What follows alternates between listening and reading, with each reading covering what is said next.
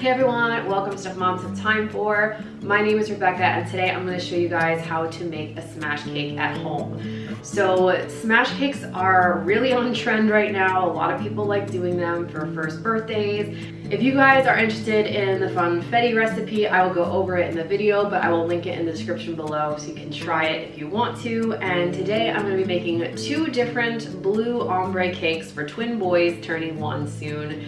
And these cakes are going to be for their 1-year photo shoot. So if you want to know how to make these on your own, keep watching because they're really not that hard to make, and you want to keep it simple because you want it to be something that they can dive into and eat and be messy with and take some cute photos. So let's get started on making these smash cakes. So the first thing I'm going to do is beat all of my butter, and I've doubled the recipe because I'm making 2 cakes. So this is 6 sticks of butter, and I'm gonna put all of this in my stand mixer and then beat my butter and my sugar together. It's a lot of butter. All right, now I'm going to mix this up on low, and you want your butter to be room temperature when this goes in, or else it will not blend well. So I have all of my sugar in this bowl. This is 6 cups of sugar that's going into this recipe. Then I'm just gonna scrape down the sides of my bowl and start adding my sugar into it. Just gonna add a little sugar at a time because this tends to go crazy.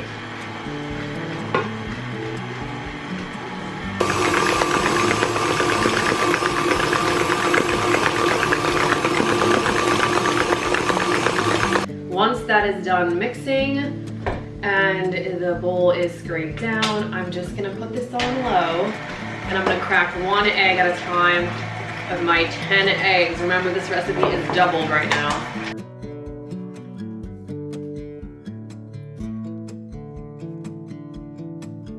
And then while that is mixing, I am going to add my vanilla extract. So we're gonna do about 2 tablespoons. All right, now that that is mixed, I am going to take my salt, baking powder, and baking soda, which you can find in the link below, and I'm gonna add that to my 6 cups of flour. So then what you're going to do is you're gonna alternate between flour and buttermilk. So I have 3 cups of buttermilk here. We're gonna start with flour, add a little bit, then add some buttermilk, then add some flour, and end with flour. And then mix everything together to make the base of our cake batter.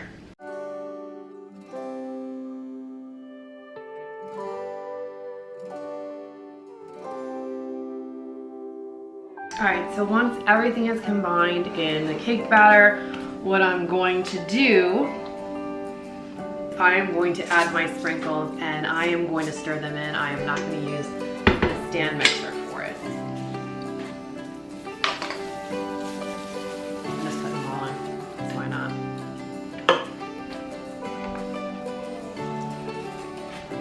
I need a larger bowl. So once my mixture is combined well with all the sprinkles, I'm going to use these 6-inch pans and fill them all up and bake them. So I just use cooking spray, and these pans are so well made that I really don't have to do anything else.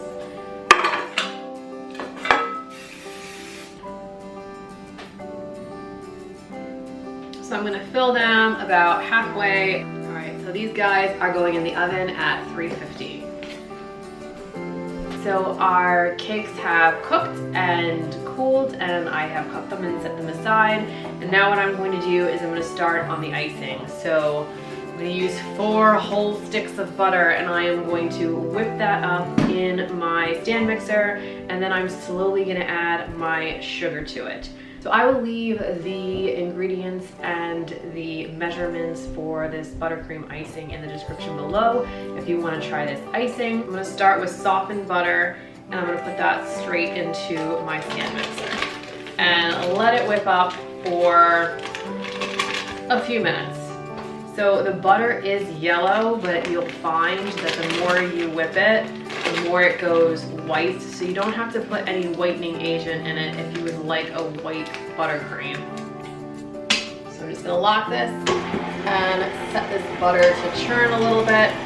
I have sifted all of my powdered sugar already, and now I'm just going to wait until this is fully mixed.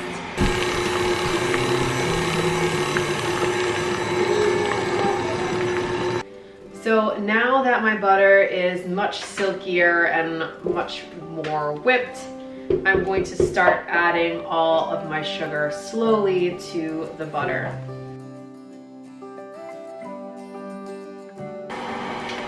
Alright, so usually I would add about 2 tablespoons to this side.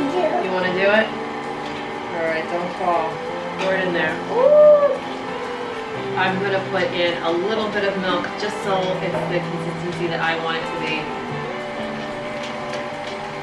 Start out with a little bit. You can always put more in later. So at this point, both of my kids are home, so I am going to switch to voiceover mode to show you how to decorate this cake. You're going to take your first layer of funfetti cake and then put a generous layer of the buttercream icing on the center of it, and then just use a small offset spatula to smooth the whole thing out. And you're going to continue to stack your cakes and put a thin layer of icing just to lock in all of the crumbs.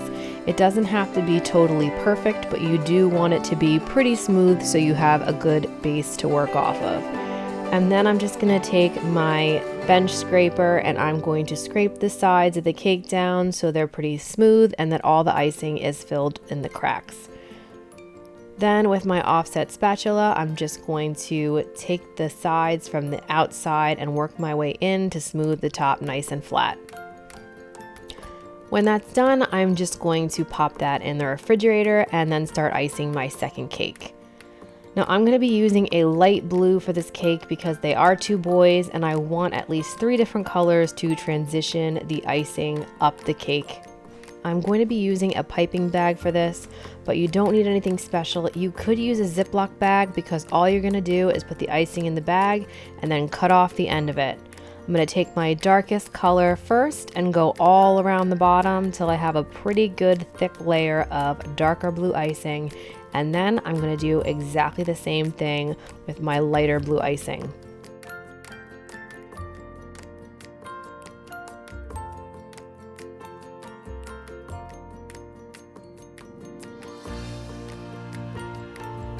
If you want to do these in different colors, all you have to do is use some different color food coloring. Then I'm going to go at the top and use my final few layers to make white icing.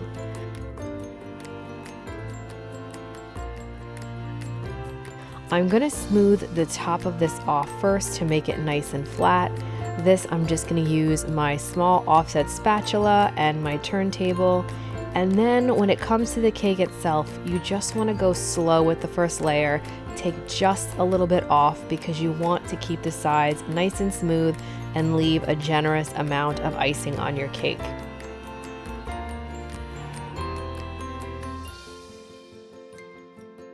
So I'm just going to work my way around and then clean off my scraper as I go till everything looks nice and smooth. Now if you wanted to, you could leave it like that and it looks really pretty. Just smooth out the top and you're ready to go. But I'm going to give this cake a little bit of texture and use my small offset spatula to do small ridges around the icing. So I'm going to go 1 layer at a time, cleaning my spatula each time around and work my way in circles all the way up the cake.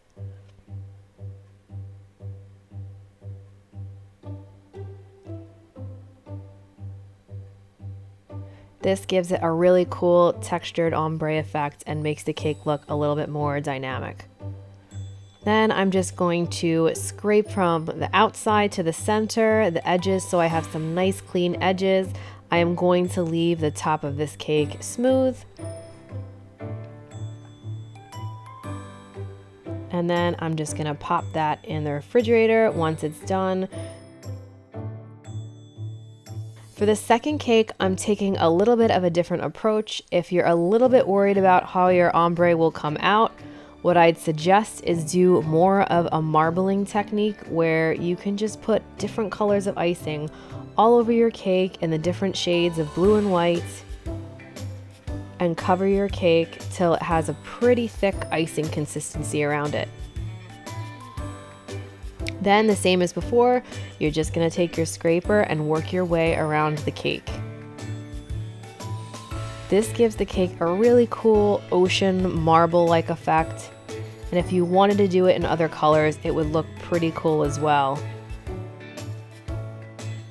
So once again, I am going to texture my cake and do small circles all the way around. And for this one, I'm going to actually texture the top as well and show you guys what that looks like. So you're just going to work around in small circles from the outside to the inside of the top. If you're thinking about doing smash cake for your child, these two are really simple ones, but they come out really cute and they also taste really great. I hope you guys enjoyed this video and give it a try. Please let me know in the comments below if you've ever tried to make a smash cake before. So these are the two little guys that our lovely cakes went to. Looks like they had a really good time smashing them up, so that makes me happy. So this is full disclosure right here. When you're trying to make a cake with two children in the house, this is what your sink is gonna look like. So I want you to go ahead and try to make your own smash cake, but nobody said it was gonna be easy or mess free.